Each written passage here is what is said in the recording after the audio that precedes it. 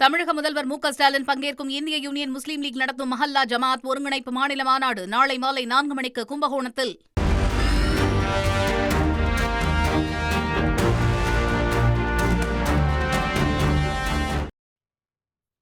இன்றைய அரசியல் அப்டேட்ஸ் அப்படின்னு சொல்லி பார்க்கும்பொழுது நம்பர் 1 அப்டேட், ஜனநாயகன் படம் எப்போ ரிலீஸ் அப்படின்னு சொல்லி விஜயனுடைய ரசிகர்கள் காத்து கொண்டிருக்கிறார்கள்.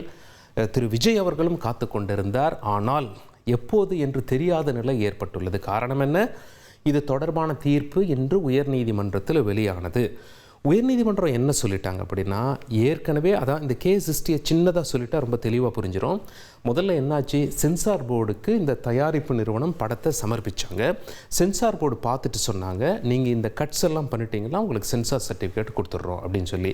அதே மாதிரி கட்ஸ் எல்லாம் பண்ணிவிட்டு மறுபடியும் இந்த படத்தை சமர்ப்பித்தாங்க. பர்மிஷன் வரும்னு சொல்லி பார்த்தாங்க, பர்மிஷன் வரலை. மாறாக சென்சார் போர்டுடைய சேர்மன் என்ன பண்ணார், ரிவ்யூ கமிட்டிக்கு நான் இந்த படத்தை அனுப்புகிறேன் அப்படின்னு சொல்லிட்டார். அது 9 பேர் கொண்ட கமிட்டி மறுபடியும் இந்த படத்தை பார்ப்பாங்க அப்படின்னு சொல்லி. என்ன காரணம் சொல்லப்பட்டது? 2 காரணங்கள் நீதிமன்றத்தில் முன்வைக்கப்பட்டது. அது என்னென்ன காரணங்கள்? ஒன்று, மதத்தை பற்றி இந்த படத்தில் சொல்கிறாங்க, அது ஒன்று.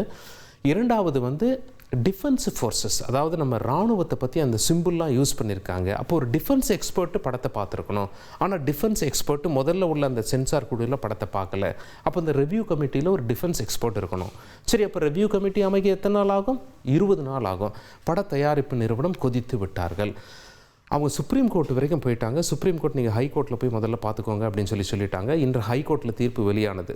ஹைகோர்ட்டில் என்ன சொல்லியிருக்காங்க, 2 நீதிபதிகள் கொண்ட அமர்வு என்ன சொல்லியிருக்காங்க அப்படின்னா, ஏற்கனவே ஒரு நீதிபதி, அதாவது தனி நீதிபதி இந்த வழக்கை விசாரித்து தீர்ப்பளித்தார். என்ன தீர்ப்பளித்தார்? சர்டிஃபிகேட் கொடுத்துனுங்க அப்படின்னு சொல்லிட்டார். ஆனால் அந்த உத்தரவை ரத்து செய்து விட்டார்கள். ரத்து செஞ்சதுனால திரைப்படம் எப்போ வெளியாகும் அப்படின்னு சொல்லி யாருக்குமே தெரியல. மறுபடியும் அதே நீதிபதி இந்த வழக்கை விசாரிக்கணும் அப்படின்னு சொல்லிட்டாங்க.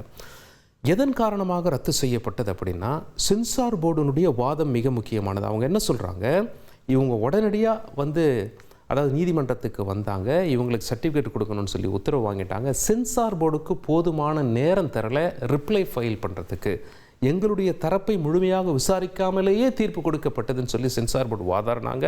அதை ஏற்றுக்கொண்ட உயர்நீதிமன்ற நீதிபதிகள் என்ன சொன்னாங்க, இந்த முறை மறுபடியும் நீதிபதி விசாரிக்கும் போது சென்சார் போர்டுக்கு உரிய அவகாசம் கொடுத்து அவங்களுடைய கருத்தெல்லாம் கேட்டுட்டு பிறகு தீர்ப்பு கொடுங்க அப்படின்னு சொல்லிட்டாங்க.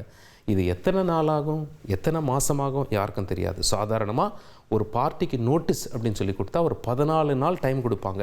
அப்படி 14 நாள்லாம் கொடுத்தா படம் எப்போ ரிலீஸ் ஆகுது அப்படின்னு சொல்லி விஜய் ரசிகர்கள் ஏமாற்றத்தில் இருக்கிறார்கள். காரணம் என்ன? எலெக்ஷன் ஏப்ரல் மாதத்தில் தமிழகத்தில் நடக்கும், அதுக்கு வாய்ப்பு இருக்குது அப்படின்னு சொல்கிறாங்க அதிகமாக. அப்படின்னா மார்ச் மாதம் 2ஆம் வாரம் தேர்தல் அறிவிப்பு வெளியாக அதிக வாய்ப்பு இருக்கிறது. அறிவிச்சிட்டா மாடல் கோட் ஆஃப் கான்டாக்ட் வந்துடும். தேர்தல் விதிகள் அமலில் வந்துட்டால் எலெக்ஷன் கமிஷன் தான் மோஸ்ட் பவர்ஃபுல் பாடி, உச்சபட்ச அதிகாரம் கொண்ட அமைப்பாக மாறிவிடும். படம் ரிலீஸ் பண்ணணுமா வேண்டாமான்னு அவங்க முடிவெடுக்கிற அதிகாரம் இருப்பதாக சட்ட வல்லுநர்கள் சொல்கிறாங்க.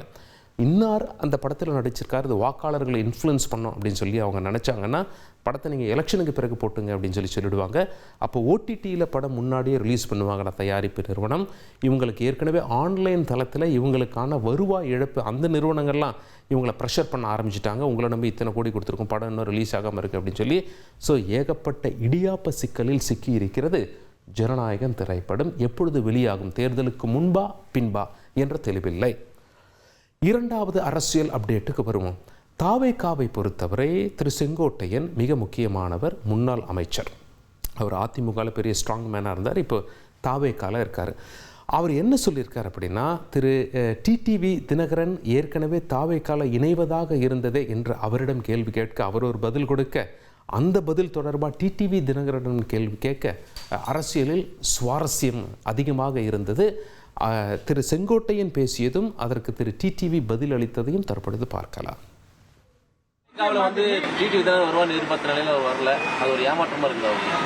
ஏமாற்றம் அல்ல, ஒவ்வொருடைய நிலை அப்படி இருக்கிறது. நீங்கள் ஒரு நாளைக்கு ஒரு நிலை எடுப்பதை போல அவரும் ஒரு நாளைக்கு ஒரு நிலை எடுக்கிறார்கள். எங்களோடு வர வேண்டும் என்று நினைத்தால் சூழ்நிலைகள் அவருக்கு எப்படி ஏற்பட்டிருக்கிறது என்று என்னால் சொல்ல இயலாது. எங்கு சென்றாலும் வாழ்க.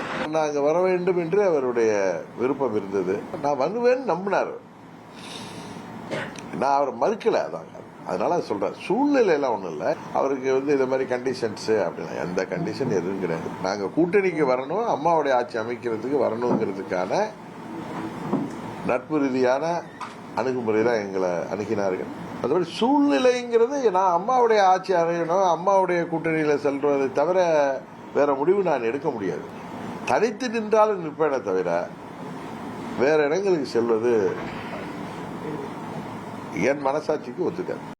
தாவேகாவினர் ஆட்சியில் பங்கு தரோம் அப்படின்னு சொல்லியும் இன்னும் அந்த கூட்டணிக்கு யாரும் வரல. மாறாக பாஜக அதிமுக கூட்டணி ஃபைனலைஸ் ஆயிடுச்சு. திமுக கூட்டணி அப்படியே உறுதியாக நின்று கொண்டிருக்கிறது. தனியாக தேர்தலை சந்திப்பார்களா, நாம் தமிழரை போல் தாவேகாவும் அப்படி சந்திப்பார்களா என்ற எதிர்பார்ப்பு இருந்தது.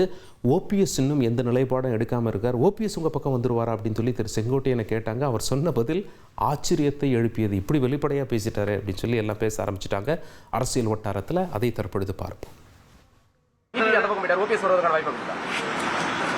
ஒவ்வொருவர்கிட்ட நம்ம சொல்லி போய் முடிச்சானதே டெல்லியிலேருந்து வந்துடுறாங்க.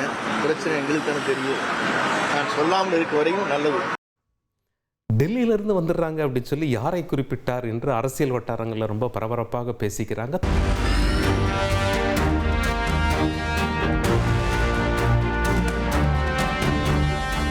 தமிழக முதல்வர் மு க ஸ்டாலின் பங்கேற்கும் இந்திய யூனியன் முஸ்லீம் லீக் நடத்தும் மஹல்லா ஜமாத் ஒருங்கிணைப்பு மாநில மாநாடு நாளை மாலை 4 மணிக்கு கும்பகோணத்தில்